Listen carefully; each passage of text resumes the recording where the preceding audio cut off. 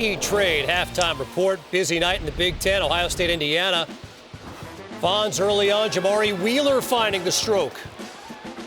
Jamari Wheeler has been absolutely sensational. Get out in the transition, looking for open opportunities to knock down shots. He's been terrific over the last 3 games. Trace Jackson Davis, though, Coach, putting a stamp on this game. They dominated the game in the paint, Indiana, by getting the ball to Trace Jackson Davis on the right block where he goes over his right shoulder.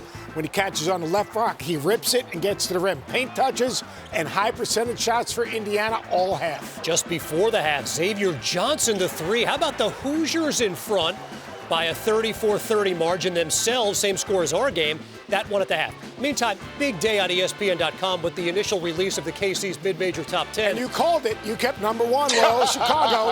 I mean, you knew what other people didn't know. Great game. San Francisco. Just think about these two teams came together in a short period of time to give their players a chance to play a high-level game in Utah. Two mid-major teams that have a chance at getting at-large bids if they don't win their conferences.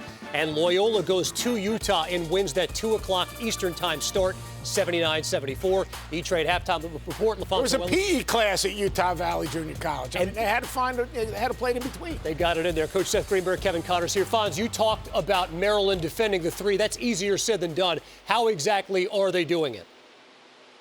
Well, what they're doing is on the catch, they're there and forcing Illinois to have to put that basketball down on the floor. Remember, this Illinois team is prolific from the three-point line. They're the 8th best three-point shooting team in the country at 38%, knocking down about 10 per game. I love the defensive approach now. Easier said than done with Kofi Cockburn on the floor.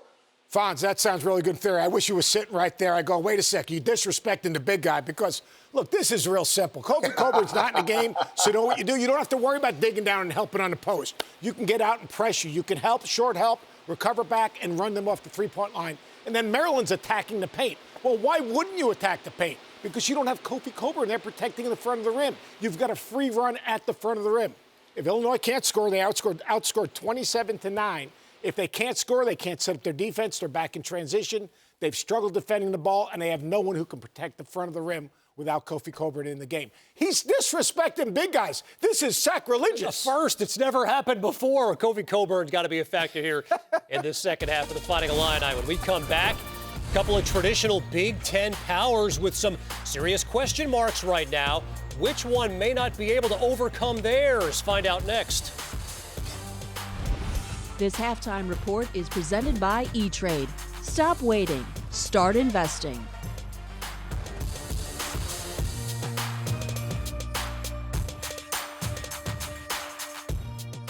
E-Trade halftime report. It is the first week of January. We don't want to overreact right now. The schedule is so inconsistent, but there are a couple of brand names in the Big Ten who have some question marks right now. Coach, Purdue is 1-2 in conference play. What has to change in West Lafayette? I think Purdue's a Final Four team, but right now they're going to get better point guard play. Think about their 2 losses. The combined total in the 2 losses, 8 points, 5 assists. And I think those guys have to score a bunch, but they can't just be game managers. They got to put a little pressure and help winning. The other thing, they've really struggled defending the wing position. If you look at their 2 losses, right here, Johnny Davis torched him for 37. Jack the ball screen, step back, boom, knocks down the jumper. You got to contest that shot. Oh, by the way, Johnny Davis, wing player, takes his defender into the post, sees a mismatch, patience. Now, this guy is one of the best players in college basketball, maybe player of the year. How about back you down? We'll back you down. Little Dirk Nowitzki step back fade.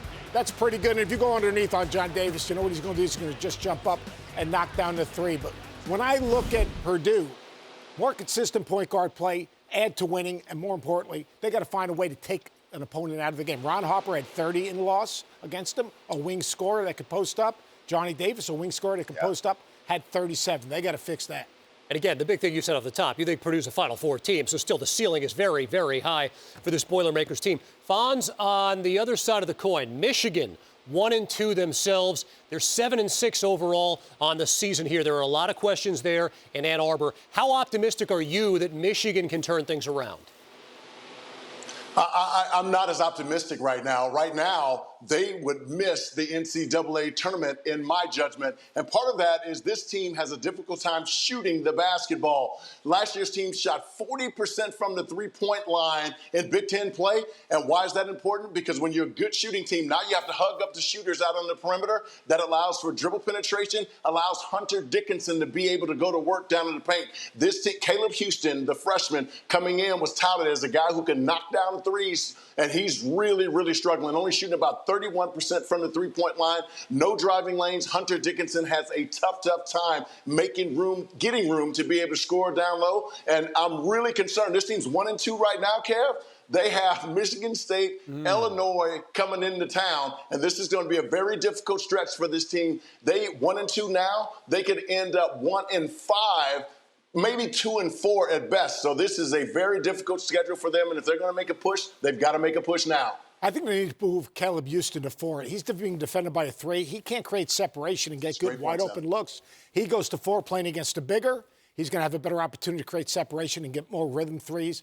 And they've got to be just more competitive defensively. They had a very mature defensive team. Franz Wagner was a great defender on the perimeter. A season ago, You're right. And as Fonz pointed out, the big one this weekend against Michigan State. Maryland and Fats Russell. Eric Ayala as well, a 4-point lead at the break.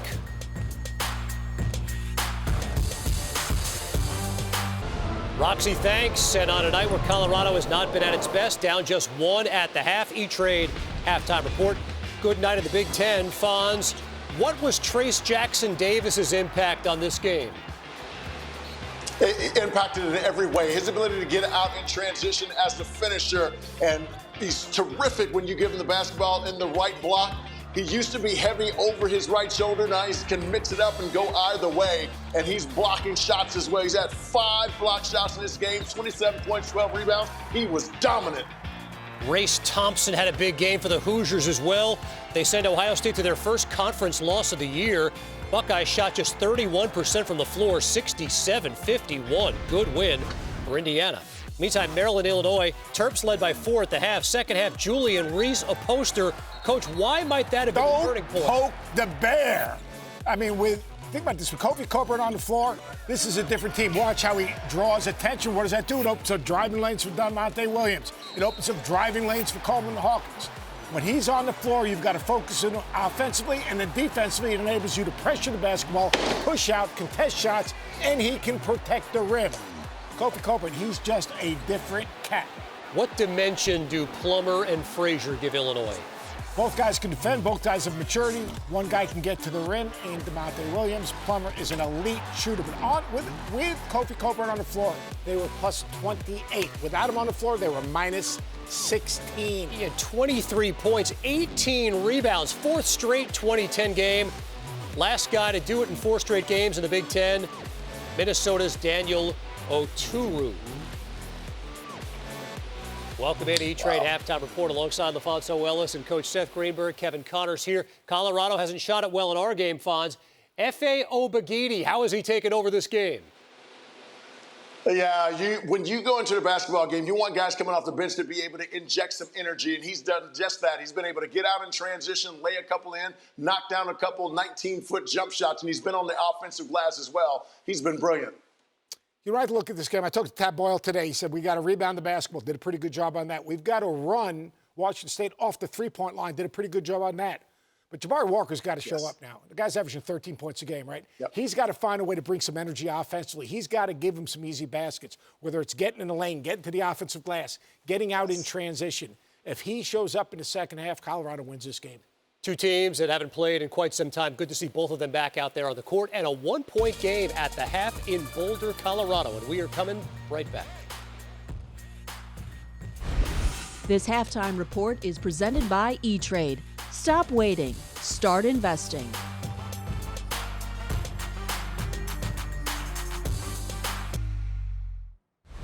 Scotty and Iowa going on right now, and off a 37-point game against Purdue, Johnny Davis is sizzling again tonight. Coach, what makes him such a dynamic player? Johnny Davis can beat at all 3 levels. He can shoot the 3. He's good with the ball, without the ball. He's got a middle game, and he can finish at the rim. He's just a dynamic offensive player and does everything within the confines of their offense. Fonzie's sensational. He's just so good, and they've tried to face guard him and tried to do everything to stop him. They can't. He's got 19 in the first half. Jordan Bohannon's got to get going for Iowa. They have no shot at beating Wisconsin. Meantime, number 5 UCLA, first game in almost a month, taking on Long Beach State. Jaime Jaquez left the game, right ankle sprain, did not return. Coach, why is he so important to this team? He's the most versatile forward for this UCLA team. He defends, he can knock down threes, terrific passer. Now, they just got Cody Riley back. He hasn't played since November, but John Juzang's ability to make shots. Jules Bernard is just wired to score. He had 22, knocked down 4 threes. UCLA has not played in almost a month, but they need Jaime Jaquez back if they're going to make a run to a Final Four game. Fonz, when we talk about the Pac-12 on the whole, the league is very top-heavy, some disappointing teams at the bottom. But when we talk about the top, what stands out about those 3 teams, Arizona, USC, UCLA? That those 3 teams are legitimate teams to get to a Final Four. You talk about an Arizona team that's complete, led by Ben Mathurin, who's been absolutely sensational from the wing spot. Seth just mentioned Cody Riley. UCLA is a healthy Cody Riley away from getting to the national championship game. And you talk about a USC team that is, they have so much. We apologize for the technical delay there. But I agree with everything Fonz was saying. Exactly. Fonz is a very bright man. Yes. And like UCLA, with Cody Riley back, now all of a sudden you got a front court player that can also make a shot, elite defender. Arizona is a team that obviously Ben Mathurin is terrific. But Christian Coloco, his development has been absolutely phenomenal. And this is a USC team that has experience. Isaiah Mobley obviously is a terrific player who can protect the rim, terrific passer. But it's the experience of that USC team that is really interesting. All 3 of those teams, none of them are relying on freshmen. These are mature, physical teams that are built for the NCAA tournament. Wi-Fi back. It's good to have Fonz back here. Fonz in the box. He's back. We continue on here. The E-Trade halftime report. Big time first half from F.A. Abogidi and Washington State in front by 1. You saw through the first 20 minutes at that one as we welcome you into the Jeep halftime report with LaFonso Ellis and Coach Seth Greenberg. Kevin Connors here. Fonz, how did Trace Jackson Davis dominate a good Buckeyes front line? He's just magnificent. I love the way Indiana moves him around in the offense. He gets out in transition, gets some easy ones. They put him in middle ball screen situations. They post him on the right block, and he was terrific tonight. 27 points, 12 rebounds, and blocked 5 shots as well. Race Thompson was terrific in this one as well. Ohio State takes their first conference loss of the season. They shot just 31% from the floor. Good win for Indiana, 67-51. Maryland taking on Illinois. Coach, this is a Julian Reese highlight. Why was it the turning point of the game? Because you don't poke the bear. You're talking about Kofi Coburn. He impacts the game offensively, defensively. Watch Martin. He's going to set that screen, roll down. He draws attention, creates an angle and a drive right there from DeMonte Williams. And then another driving opportunity for Hawkins. Because of Kofi Coburn's on the floor, you've got to commit an extra defender to him, which opens up driving lanes. And then Plummer's been absolutely terrific all season long, his ability to knock down shots. And there we go. Curbelo with some couple of broken ankles, but Kofi Coburn dominated this game from the post. They were plus 28 with him on the floor. 23 points, 18 rebounds in a 76-64 win. Jeep halftime report. LaFonso Ellis, Seth Greenberg, Kevin Connors here in studio. Fonz, you played the position, all right? Size is one thing. Maryland's got a pretty good front line. Why was Coburn able to dominate the way he did? Well, much like Indiana, I like the different ways that they get Kofi Coburn the basketball. They'll put him in a high middle ball screen and dive him. He'll sprint the middle of the floor, and he'll post up early trying to get deep position. If you try to high side him, now he walks you up the lane, and they throw it over the top. And not to mention, he's just an outstanding offensive rebounder. But I love the impact he had in the second half. He literally looked like he wanted to take it over himself, and he did just that. At 7 feet tall, 285 pounds, he is unstoppable when he gets the basketball 2 feet in the paint. He impacts the game on both ends of the floor because defensively, now all of a sudden you can get pressure out, pressure the basketball, get up on other people because you have a rim protector behind you.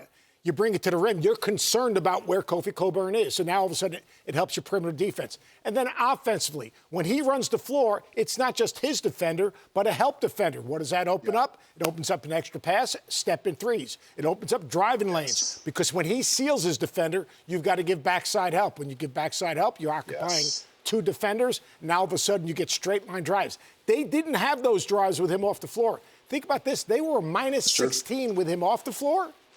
They were plus 26 with him on the floor. That's incredible. Incredible. And on the night they retire Ayo Dosunmu's jersey, a career-high 18 rebounds for Kofi Cockburn in the win. When we come back, UCLA, finally back on the court, but dealing with a big-time injury. We'll talk about that next. This halftime report is presented by the all-new 2022 Grand Wagoneer. Kev Fonson, coach in studio. Wisconsin taking on Iowa. Off a 37-point game against Purdue, Fonz. Johnny Davis at it again tonight. Why is he such a dynamic scorer? Well, he's so good in every situation. He's good in pick and roll situations. You go under, he pulls up and knocks down the three. Isolations, he's able to get to the basket. He's a terrific offensive rebounder, and you can post him. One of the best two-way players in all of college basketball. 19 points in the first half for Johnny Davis. Took this one over. Iowa's had no answer. He's got 19 and 8 right now. Badgers in front. Meantime, first game in nearly a month for UCLA coach. Jaime Jaquez went down with a right ankle sprain, did not return. His importance to this UCLA team is what? He's their most versatile forward. He can knock down a three, an elite defender, rebounds the ball, terrific passer. Now, obviously, Johnny Juzang is back. He's knocking down shots, but more importantly, Cody Riley was back. He hasn't played since November. He gives him a front court guy that can run the floor, rebound, but also knock down that 15-footer, which opens up the court. And then they got the microwave, Jules Bernard. That left-hander, he has 22 today, knocks down 4 threes. He's a difference maker as a scorer. 10 assists for Tiger Campbell in the win. SMU with some serious deficit to make up in the second half, down